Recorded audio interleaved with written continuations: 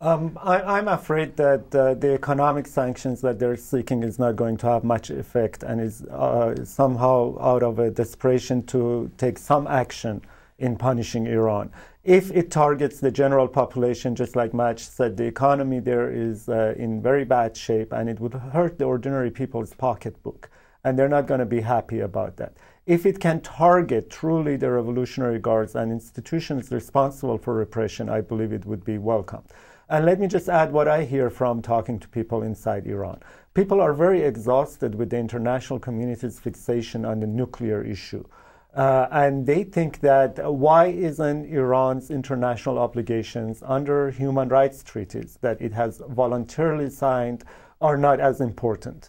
And that is the mistake that U.S. government and Europe are making. They say that if they talk too much about human rights, they're interfering in domestic affairs. No one wants them interfere in domestic affairs. I think they should stay out of the internal politics.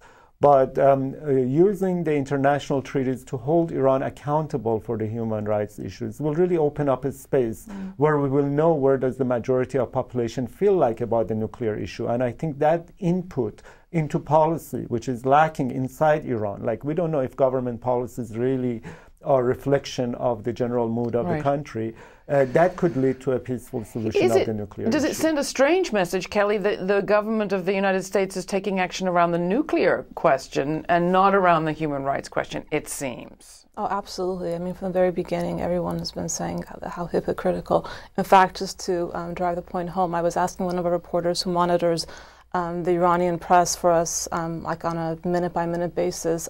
It was during the period when the nuclear issue in Iran were on the front page of every newspaper. He goes, "There's nothing going on."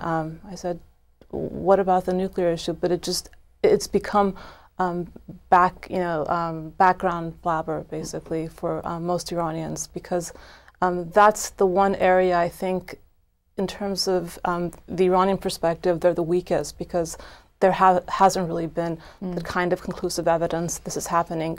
They're bad guys, and they're perceived as bad guys, and so it's easy to say that they want something. And so, yeah, it's yeah.